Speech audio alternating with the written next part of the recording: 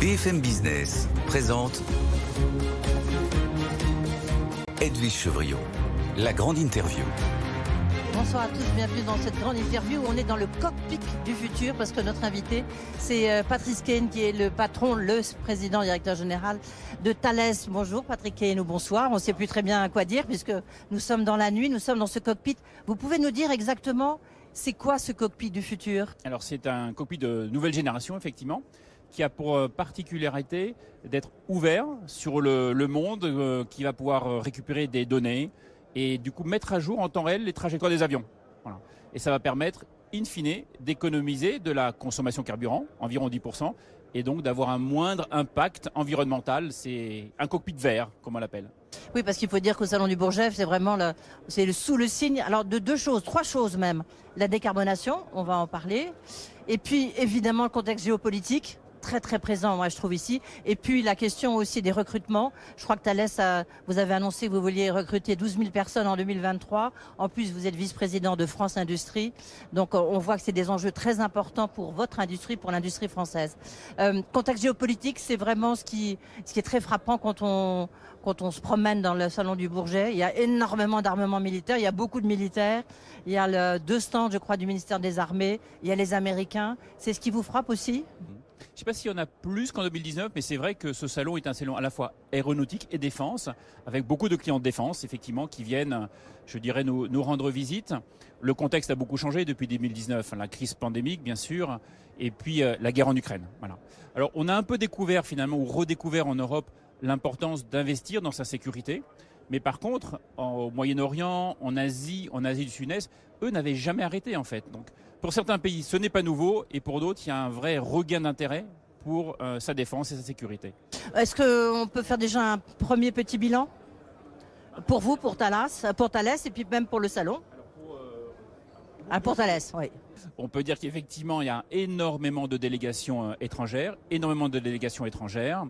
et on probablement clôturera la semaine sur une activité au moins aussi intense que celle de 2019. Ah oui, pas plus. Quand je dis au moins aussi, ça veut dire plus. Voilà. On va finir au-dessus de 2019 très certainement. Si on regarde les commandes que vous avez signées, évidemment, il y a cette très très grosse commande de Grand Matter que vous avez signée, la 13, je crois. C'est avec l'Indonésie. Qu'est-ce qu'il y a d'autre comme grosse commande pour Thales encore à ce jour? Alors nous, au Bourget, contrairement aux avionneurs, on n'annonce pas forcément de grosses commandes. C'est plutôt un endroit où on renoue, je dirais, des contacts à très haut niveau, ministres, parfois même chefs d'État, chefs de gouvernement, qui permet de faire avancer les dossiers. Donc on a fait quelques annonces, c'est vrai, mais c'est plutôt, je dirais, les annonces d'avionneurs qu'on guette au Bourget que les annonces des entreprises comme Thales. Alors, chose que vous ne savez pas pour ceux qui nous regardent à la télévision ou même à la radio, c'est qu'autour de nous, il y a, je sais pas, il doit y avoir 500, 700, 800 personnes qui nous regardent en train de vous interviewer. Qu'est-ce qu'il y a de nouveau? Qu'est-ce que vous montrez ici qui montre l'innovation de Thales? Alors, plusieurs choses. Peut-être commencer par la défense. C'est l'arrivée de ce qu'on appelle le combat collaboratif. Alors, c'est quoi ce nom barbare, hein?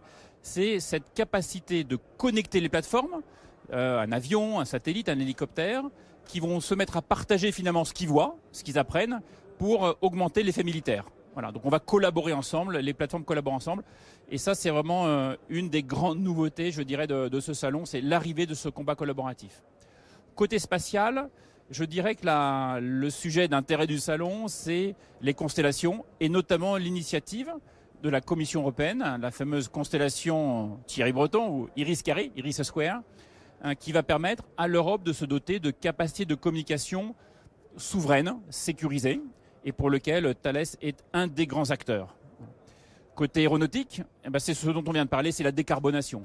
Et nous, notre contribution à la décarbonation, c'est l'optimisation des trajectoires en vol, en temps réel. Et c'est très important parce que d'abord, c'est accessible maintenant. Contrairement à un nouveau moteur qui va prendre peut-être 10 ans à être développé, nous, on peut commencer maintenant à décarboner les avions. Sur les nouveaux avions, et y compris sur la flotte existante. Il y a 25 000 avions aujourd'hui en vol. Il y a 25 000 avions dont il faut s'occuper, parce qu'ils vont mettre longtemps à sortir de la flotte. Et ça, c'est ces fameux 10% d'économie, à la fois de carburant et donc de moindre impact sur l'environnement, qui est, je dirais, très, très remarquable. Est-ce que vous travaillez beaucoup avec l'intelligence artificielle? Est-ce que ça change la donne pour Thales? Je veux dire, l'intelligence artificielle, ça fait maintenant 5, 6 ans, 7 ans qu'elle est introduite un peu partout dans nos produits, dans nos équipements, dans nos solutions. J'ai presque envie de dire, on n'en parle plus parce que c'est juste devenu une évidence. Voilà. Faire de l'IA pour des pods de désignation, de reconnaissance, donc c'est comme des gros télescopes finalement qu'on met sous les avions, qui vont permettre de repérer des choses dans l'environnement pour des avions de combat. Eh bien, effectivement, l'intelligence artificielle va aider le pilote, qui ne peut pas absorber toutes ces données pendant une mission, à repérer des cibles d'intérêt. Voilà un exemple, mais de l'IA, maintenant, on en trouve en fait partout. Thales est aussi leader mondial des radars, alors je ne sais pas si vous êtes leader mondial dans les drones, mais en tous les cas vous faites beaucoup de drones. Vous pouvez peut-être du reste nous raconter qu'est-ce que vous avez fait en Ukraine. Je ne sais pas si vous pouvez nous le dire. Et puis je crois que c'est vous qui allez protéger lors de l'ouverture des Jeux Olympiques de 2024. Alors commençons par l'Ukraine peut-être. Voilà. L'Ukraine, effectivement, et on avait reçu nous avions eu l'honneur de recevoir le ministre ukrainien de la Défense, avec notre ministre français, M. Lecornu, il y a quelques mois de cela, pour effectivement sceller un accord pour lui livrer un système de défense aérienne courte portée. Donc effectivement, c'est conçu d'abord d'un radar qui va repérer les choses. Hein. C'est comme finalement des yeux ou des oreilles, et notamment ces fameux drones qui sont très meurtriers en Ukraine. Et puis le système qui va permettre ensuite de mettre en action ce qu'on appelle des effecteurs, des missiles, pour aller détruire ces drones effectivement et protéger la population ukrainienne. Donc ça, c'est effectivement en cours de livraison. Après, les différents pays dans lesquels nous sommes implantés ont donné à l'Ukraine beaucoup de matériel. Donc en général, on ne parle pas à la place des pays, mais comme c'est public, on peut citer nos activités missilières en Angleterre. Beaucoup de missiles ont été donnés par la Grande-Bretagne, des missiles anti-chars, des missiles courte portée. Alors ils ont tous des petits noms, mais ça ne parlera pas au grand public, le LMM ou le Starstreak. Des équipements de vision nocturne aussi, des postes radio, des véhicules depuis l'Australie, voilà. Et ça, c'est les pays qui effectivement donnent ces matériels et qui ensuite les rachètent aux industriels pour pouvoir recompléter leur stock. Et aux Jeux Olympiques 2024 ? Alors, les Jeux Olympiques, là, on n'est pas dans un environnement, je dirais, tout à fait similaire, à la menace des drones en Ukraine. C'est plutôt des petits drones et on est plutôt dans la menace asymétrique de type, malheureusement, terroriste. Voilà. Alors effectivement, le ministère des Armées s'appuie sur Thales pour lui fournir un système qui consiste, c'est toujours pareil, il faut commencer à voir, détecter, identifier la menace, donc les tout petits drones. Donc ça peut être avec des radars, ça peut être avec des grosses caméras, des détecteurs optroniques, ça peut être avec des goniomètres, donc ça repère les fréquences, et puis derrière, les classer, les identifier, et puis traiter la menace, c'est-à-dire les paralyser, les détruire. On peut brouiller par exemple les télécommandes des drones ou le signal GPS. On voit que les drones, il y en a partout quand on se promène au Salon du Bourget. On sait qu'il y a les Américains, bien sûr. Il y a les Turcs, on en a beaucoup parlé à propos de l'Ukraine. Il y a aussi Safran qui un jour peut-être aura des commandes sur son nouveau drone. Pourquoi le drone, c'est vraiment l'avenir de demain pour tout ce qui est protection du ciel et des espaces ? Ça fait partie maintenant de la panoplie, si je puis dire, dont il faut se doter pour pouvoir effectivement assurer soit la protection, soit ce qu'on appelle le renseignement. Les drones qu'on fait pour l'armée de terre, qui sont opérationnels depuis maintenant quelques années, qui ont été utilisés par la France au Mali. Alors ce sont des drones, on va dire, d'1,20 m d'envergure. Donc ils sont ni petits ni grands, si je puis dire.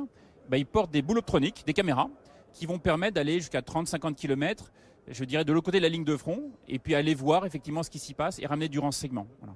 Donc ça est en utilisation par l'armée française depuis maintenant quelques années. Mais vous faites, par exemple, chez Thales, vous avez fabriqué combien de drones depuis le début de l'année ou en 2022, juste pour avoir une évaluation ? Pour l'armée française, ça se mesure en unités. C'est quelques unités, bien sûr. Voilà. Maintenant, c'est un marché qui, si on regarde devant nous, a un potentiel effectivement très important, mais qui ne s'est pas encore, concrétisé par des commandes immédiates. Si je reviens un instant sur les radars, le Groundmaster que vous avez vendu là, vous en fabriquez parce qu'il y en a deux, il y en a un qui a une portée de 400 km et l'autre qui a une portée de 200 km, non, si je ne me trompe pas. Voilà. Est-ce que c'est vraiment ce qu'on vous demande le plus en ce moment ? Oui, en fait, la guerre en Ukraine, mais je pense que pour d'autres pays c'était même évident avant cela, a remis, en lumière l'importance de protéger le ciel aérien, de défendre finalement, de protéger.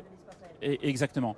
Et pour ça, le début de la protection, et encore une fois, c'est voir. Et un radar, c'est comme des yeux ou des oreilles, ça va finalement voir ce qui se passe dans votre ciel. Donc les GM400, ils voient plus de 500 km. Et puis leurs petits frères, si je puis dire, les 200, voient, je dirais, un peu moins loin, mais de manière encore plus précise par contre, et notamment pour repérer ces fameux petits drones qui ont, je dirais, qui sont plus difficiles à repérer parce qu'ils sont juste plus petits.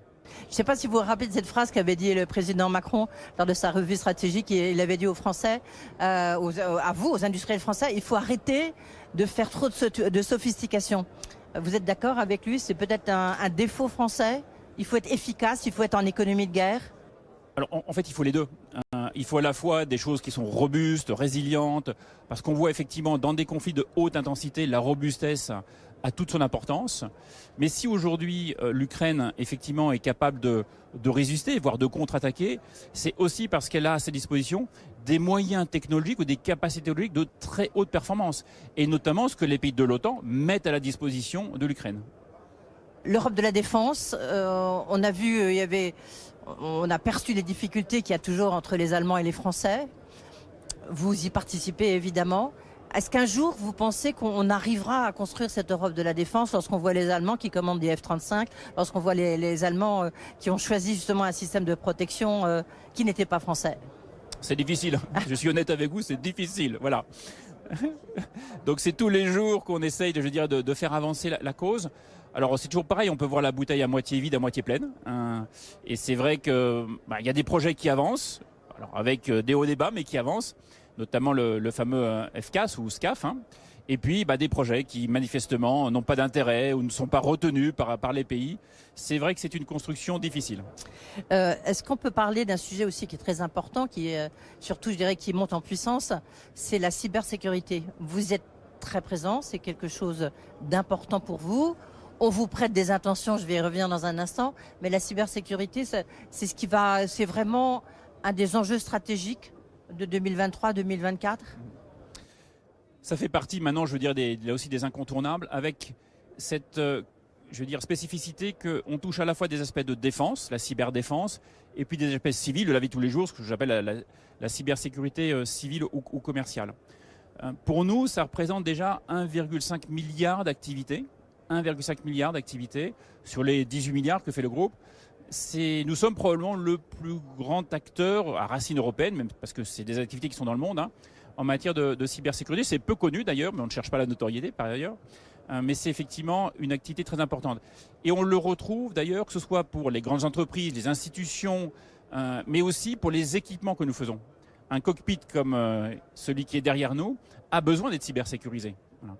Donc ce n'est pas uniquement pour les entreprises, c'est aussi pour nos propres produits que nous, je dirais, mettons en œuvre cette expertise de cybersécurité. Et c'est aussi la protection des données. C'est un point très important, surtout dans des économies qui se digitalisent à vitesse au mur du son, j'allais dire. Qu'est-ce que vous faites, vous, là-dedans ? Alors justement, c'est une des grandes forces de groupe, parce que la cybersécurité, c'est un monde en soi. Alors chacun parle de la cybersécurité, mais avec sa propre, je dirais, acceptation du mot cybersécurité. Nous, on est vraiment très fort sur la gestion des données, chiffrer les données, les protéger. D'ailleurs, on travaille avec tous les grands fournisseurs de cloud. Quand vous mettez vos données dans le cloud public, vous n'avez peut-être pas envie d'utiliser la sécurité que vous proposent ces fournisseurs. Nous sommes le tiers de confiance d'Amazon Web Services, Google Cloud, Microsoft Azure, qui envoient leurs propres clients chez nous quand ces clients ne veulent pas se reposer sur eux pour leur sécurité et la sécurité des données. Oui. Patrice Caine, il y a un dossier sur la table. Tout le monde tourne autour, parce qu'il y a aussi Orange qui veut se mettre dans la cybersécurité, il y a aussi Airbus qui veut se mettre dans la cybersécurité. Il y a un dossier qui est sur la table, c'est celui d'Evident, qui est la filiale d'Atos. On a dit que vous étiez candidat, finalement, je crois que vous ne l'êtes plus, ou à moins que vous nous disiez le contraire. Mais on a le sentiment qu'il y a un côté un peu tout sauf Thales, c'est-à-dire qu'il faut trouver une solution, soit qui passe par Orange, soit qui passe par Airbus, mais qui ne passe pas par Thales. Comment vous l'expliquez ? Alors, voilà, je dirais repréciser les choses. C'est l'occasion, oui. Je pense qu'elles étaient déjà claires dans notre expression, mais c'est l'occasion peut-être de le repréciser. Si on parle d'Evidian ou d'Eviden, puisque ça avait juste changé de nom, voilà. Ce sont essentiellement des métiers de type ESN, SS2I, de services informatiques, à haute valeur ajoutée, certes, mais ce n'est pas nos métiers. Voilà. Donc non, nous ne sommes pas et nous n'avons jamais été intéressés par prendre une participation minoritaire ou quoi que ce soit. Et on a toujours été clair. D'ailleurs, c'est de l'information réglementée, on est coté en bourse, et on l'a même, je veux dire, rendu public très vite. Voilà. Après, la cybersécurité nous intéresse, comme je vous l'ai dit, c'est 1,5 milliard chez nous. Et si, d'aventure, on pouvait faire quelque chose dans la cybersécurité avec un groupe comme Atos, on s'y intéresserait. Mais aujourd'hui, ce n'est pas l'expression d'Atos. Moi, je la respecte. Atos, aujourd'hui, a une stratégie qu'ils ont expliquée, qu'ils ont, justifiée au marché. On la respecte. Elle ne correspond pas à notre stratégie qui est de ne s'intéresser qu'à la cybersécurité. Et c'est pour ça que j'ai toujours dit, il n'y a pas de dossier Atos. Il n'y a pas de dossier Atos. Est-ce qu'il y a des dossiers? Est-ce que vous allez grandir? Ça fait 1,4 milliard, vous nous avez dit. J'imagine que vous visez 2 milliards, 3 milliards. Enfin, c'est une montée en puissance clairement dans la cybersécurité. Vous allez procéder par acquisition ou développement interne? Les deux. Oui, les deux en général. Mais là, qu'est-ce qui est le plus important, le plus significatif? Alors, moi, je trouve que la croissance organique, c'est comme celle qui est la plus saine. C'est-à-dire que déjà, je dirais, se reposer sur nos mérites propres pour conquérir des clients, convaincre de nouveaux clients, etc. Et c'est des domaines où on va croître, aux alentours de 10%. Voilà. Et ce qui est beaucoup dans nos métiers. Après, bien sûr que la croissance, par acquisition, nous permet d'accélérer. Voilà. Mais je dirais d'abord par nos mérites propres, comment on va conquérir de nouveaux clients. Ceci dit, on vient d'annoncer un projet d'acquisition en Australie d'une société de cybersécurité d'une centaine de millions d'euros. Donc voilà, d'un 1,5 milliard, on va passer à 1,6 milliard. Alors c'est une OPA, il faut aller jusqu'au bout de l'OPA. Mais effectivement, on ne s'interdit pas, bien entendu, d'acheter des entreprises qui nous correspondent. Un enjeu très important pour vous aussi. Qu'est-ce qui n'est pas important pour Thales, surtout ici au Salon du Bourget? C'est le spatial. Vous avez un programme de satellite militaire, le programme Syracuse 4, je crois. En même temps, il n'y a plus de lanceurs. Je recevais le directeur général de l'ESA, de l'Agence spatiale européenne. On voit qu'on a un gros problème. Ariane 5 n'a pas décollé, Ariane 6 n'est pas prêt à décoller. Il y a eu le problème sur Vega C. Bon, est-ce que ça ne retarde pas votre programme? Alors pour l'instant, non. Non. Bon, la plupart des satellites que nous avons annoncés le sont pour des clients privés. Et c'est vrai que les clients privés ne sont pas très sensibles, si je puis dire, entre la nationalité du lanceur. Voilà. Et c'est vrai qu'il y a beaucoup de grands clients privés. D'abord, c'est eux qui achètent le lancement, c'est pas nous. Et souvent, ils s'adressent à des grands concurrents d'Ariane Group qui, eux, sont en capacité de lancer les satellites. Par exemple, c'est pas le seul, mais oui, SpaceX, on en parle beaucoup, est effectivement un acteur très important pour lancer les satellites. Celui qu'on vient de lancer pour l'Indonésie, effectivement, est parti avec une fusée SpaceX. Pour vous, c'est un enjeu ou pas quand même, le fait qu'il y a un peu une panne de lanceurs européens, ou comme vous dites, en fait, c'est le problème de vos clients, c'est pas le vôtre? Oh, je dirais peut-être pas ça, c'est peut-être, exagéré. Ce que je dis simplement, on n'est pas acteur des lanceurs. Donc Ariane Group est l'acteur, il a 2 actionnaires. Je pense qu'il faut déjà écouter ce qu'il dit, comment il a lui-même, s'exprime sur le sujet. Maintenant, je dirais en tant qu'observateur intéressé sur ce domaine-là, oui, l'Europe a besoin d'avoir un accès à l'espace par elle-même. Voilà. Et donc, moi, je suis persuadé qu'Ariane Group va, s'en sortir. Il n'y a aucune raison. Quand vous regardez l'histoire du programme Ariane 5 au début des années 2000, ça a été difficile. Je crois qu'il y a eu 2 échecs de mémoire pour Ariane 5. Le troisième a été, un succès. Et depuis, Ariane 5 a été un success story. Voilà. Et donc, je pense, dans l'industrie, il faut accepter aussi le risque. Je ne dis pas que c'est bien d'échouer, mais il faut accepter le risque, sinon ça veut dire qu'on n'innove plus. On va finir par la Lune? Avec plaisir. On va finir par la Lune quand même. Tout le monde rêve d'aller sur la Lune. Visiblement, c'est quelque chose qui se rapproche. Moi, c'est ce que j'ai appris vraiment en me promenant ici au Salon du Bourget, encore une fois. Vous avez l'ambition de créer une station spatiale lunaire. C'est quoi? Alors, en fait, on est un grand acteur, effectivement, de l'exploration spatiale. C'est peut-être pas très connu. C'est des métiers fantastiques, j'avoue, moi qui me passionne. Si on regarde déjà la station spatiale internationale, à peu près la moitié des modules pressurisés ont été faits par notre filiale Thales Alenia Space. C'est vraiment, une expertise fantastique que nous avons en interne. Alors, pour effectivement cette station qui sera en orbite autour de la Lune, oui, nous avons été retenus dans ce programme pour fournir une grande partie de ces fameux modules pressurisés. Alors là, c'est pour dans 4-5 ans de mémoire qu'on est... Ah bah oui, mais il faut se dépêcher, absolument, on y travaille. Justement, ça fera le lien, peut-être dernière question, avant-dernière question. 12 000 personnes, c'est l'objectif que vous avez fixé comme niveau de recrutement pour Thales en 2023. Vous en êtes où? On est au mois de juin. Eh bien écoutez, à peu près la moitié, on va dire ça comme ça, on a mis année à peu près la moitié, même si ce n'est pas totalement linéaire. C'est vrai que Thales est une entreprise de tech, de haute technologie. Nous, notre matière première, souvent je dis, c'est les talents, les cerveaux. Nos usines, ce sont des usines de cerveaux. Et avec la croissance du groupe, on a besoin de recruter. L'année dernière, on a recruté 11 500 talents. Cette année, ce sera plutôt 12 000.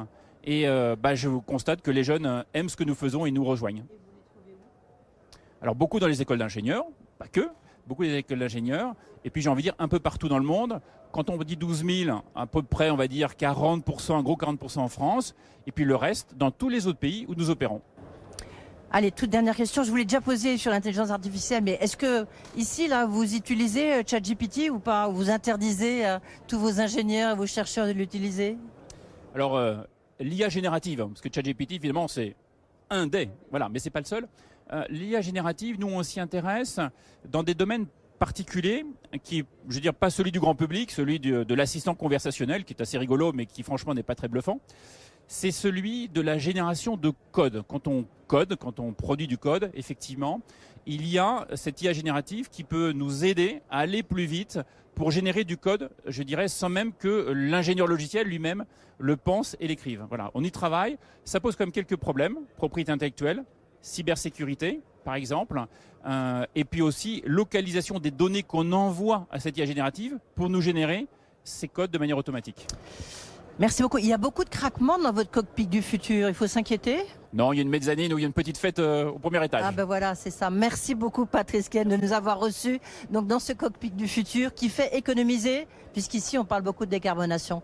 Merci beaucoup. Bonne soirée.